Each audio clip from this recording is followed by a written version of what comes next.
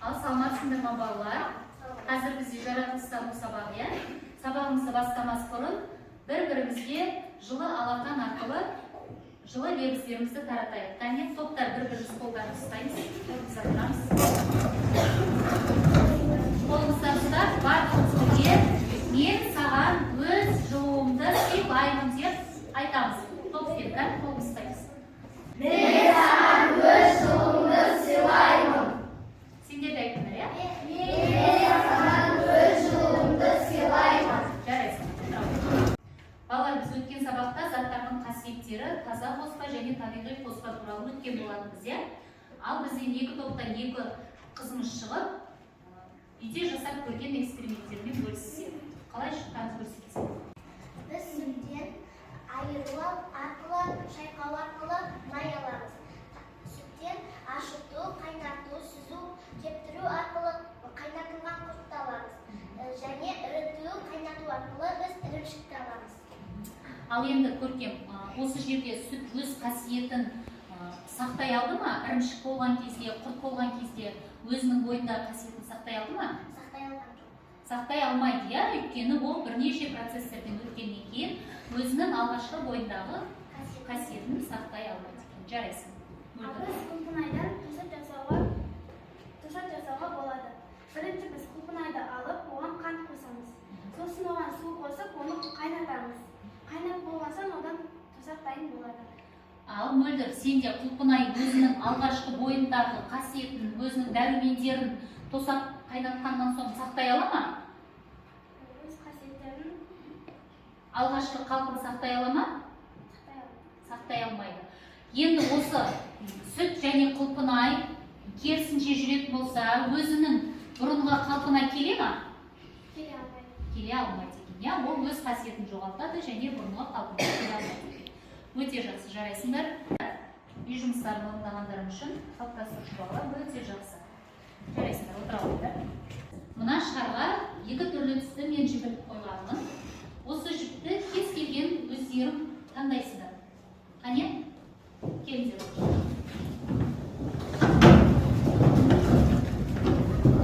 Бір жіптен ұстаңдар. Қолдарына қызыл жіпті ұстаған топ бірінші топқа отырады, қара жіпті ұстаған топ екінші топқа отырады.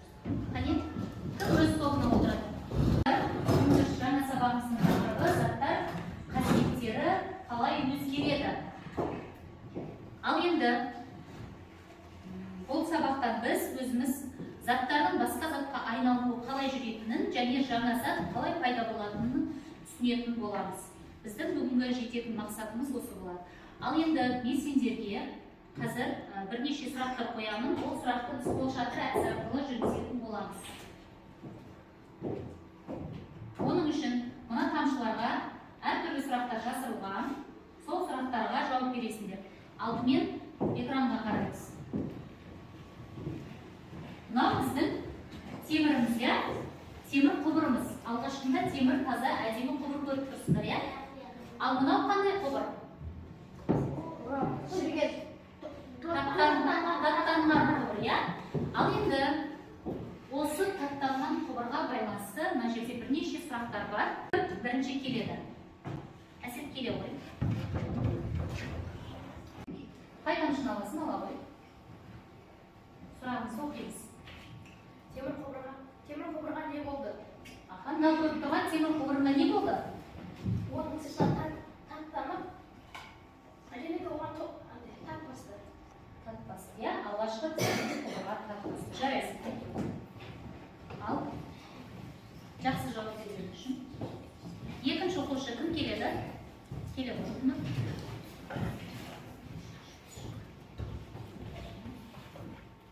Алады.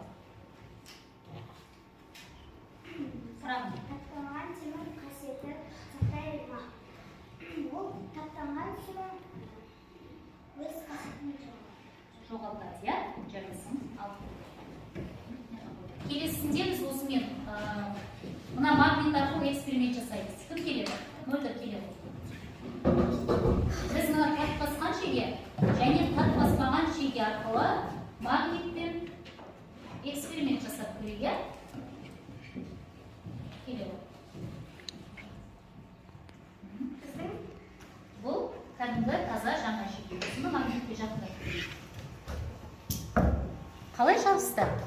өте тез және сәл ұзақ болғанда тез жабысты.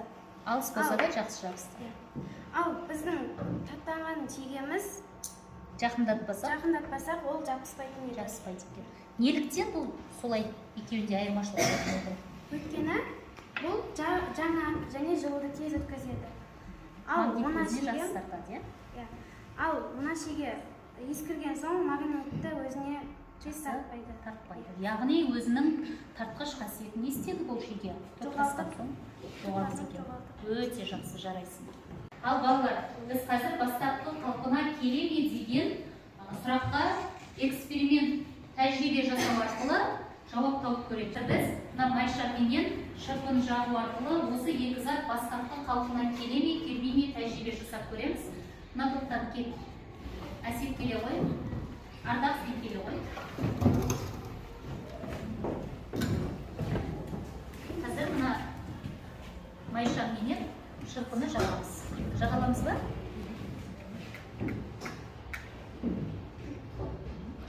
Майшамыз жағамыз. Ал енді шырпының өзі ұстайды.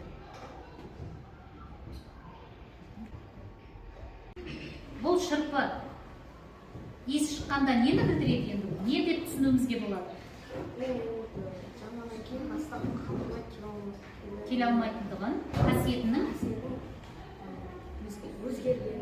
білеміз, иә? Ал енді біздің мынау майша Әсет. Бұл майша қазір жанған соң бұның ішінде не болып жатыр мына жерде? Еріп жатыр. Еріп жатыр, иә? Біз дәл осы майша еріп біткен соң біз оны өз қалпына қайта келтіре аламыз ба? Жоқ, қайта келтіре алмаймыз. Келтіре алмаймыз. Яғни бұдан біз не түсінеміз? Заттың өзгеруін түсінеміз, қасиетінің жоғалғандығын түсінеміз. Иә, жарайсың. Отыра қойыңдар, бағалауды аламыз.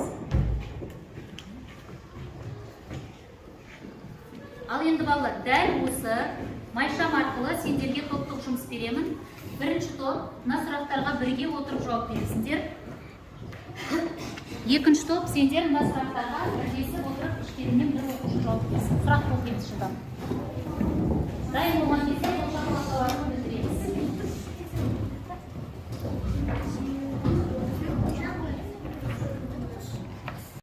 Топтық жұмысқа дайын болсаңдар, сұрақтарын оқып, әрбір оқушы бір сұраққа жауап береді. Мөлдір, сұрақтар оқи ғой. Сіріңке шиінде қандай өзгеріс болды? Я? Кім жауап береді? Оны жатқаннан кейін өзгереді және де қисаяды. Қисайып түсі өзгерді. Екінші сұрақ. Сіріңке жанғанда қандай заттар түзілді? Ол күлге айналады және оның исі шығып заттың қасиетін өзгертеді. Бұл заттар өз қасиетін өзгертті ме? Ол зат өз қасиетін өзгертті. Осы заттарды бастапқы қалпына келтіруге бола ма? Бұл заттарды қайта өз қалпына келтіруге болмайды. Қазір біз мына жерде тағы бір тәжірибе жүргіземіз. Бұл тәжірибе ағаштың қаңқасымен жүргізілетін тәжірибе. Мынау ағаштың жанқасы, иә? Біз бұл ағашты қазір суға және отқа салып көреміз. Екі оқушы келіңдер. Келе қойыңдар. Әсел, сен мына ағаштың жанқасын мына банктегі суға салып көресің.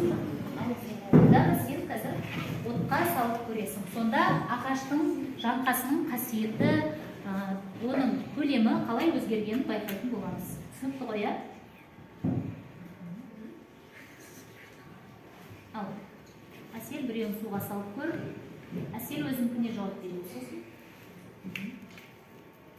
Енді байқаймыз, да?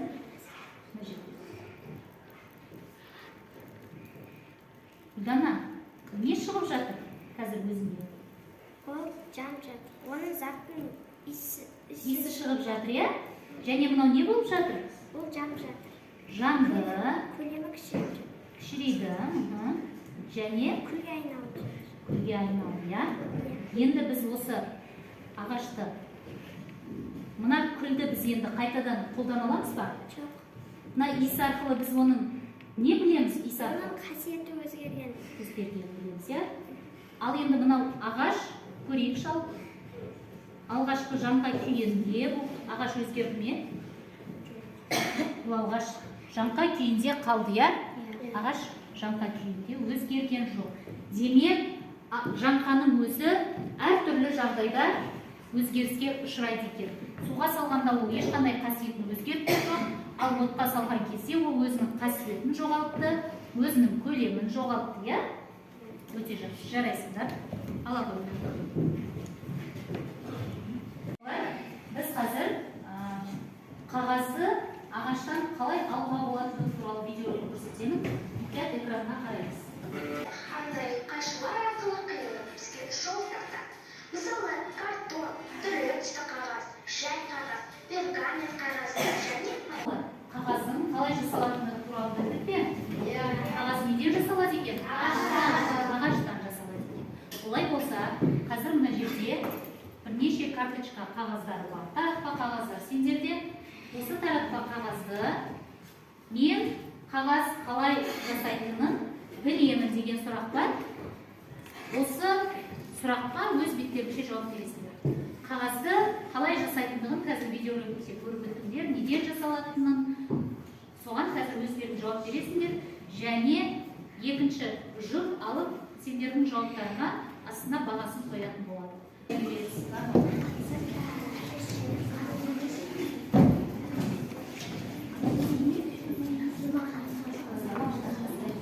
Ал балалар, қазір біз енді бүгінгі сабақтан түсінгенімізді мына жерде уақыт қорабында бірнеше таратпа қағаздар тұр.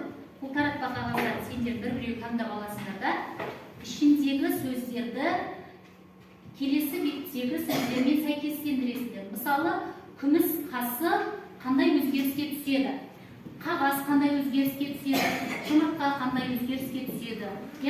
Осыны үдеріс барысында ода қандай өзгеріс болатынын көрсетесіңдер, сәйкестендіріп алады. Бір-біреу аламыз.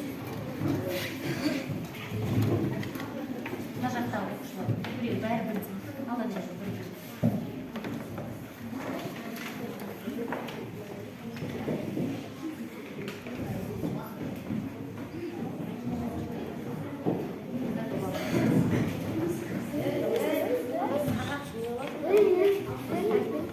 Жауаптарын көрсетемін. Болған екен бармыз күтейші. Егер дұрыс жауап болатын болса, астына өздеріне баға қойып қоясыңдар. Олай болса, мен жауабын шығарамын.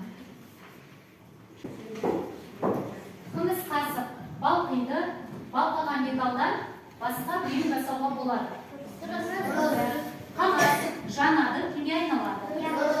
Жұмыртқа суда қайнайды, піскен жұмыртқаға айналады.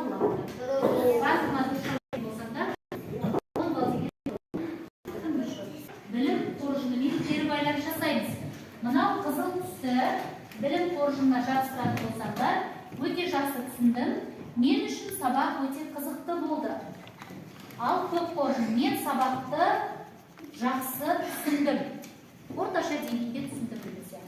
Ал мына жерде сары қоржын, тақырып бойынша әлі де ізденуім бар.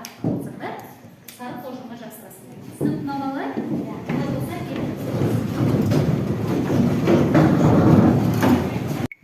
ал балалар, осымен сабағымыз аяқталды. Қазір мен сендерге үйге тапсырма беремін. Заттың қасиеті қалай өзгереді деген тақырыптағы сен білесің бе деген айдарын жазамыз, дәптерімізге түсіреміз. Және мына табиғатта кездесетін өз қасиетін жоғалтпайтын заттарды және қасиетін жоғалтатын, топ басатын қазір сабақта өтті. Сондай қасиеттерді жоғалтатын заттарды екі бағанға тізіп жазып келеміз.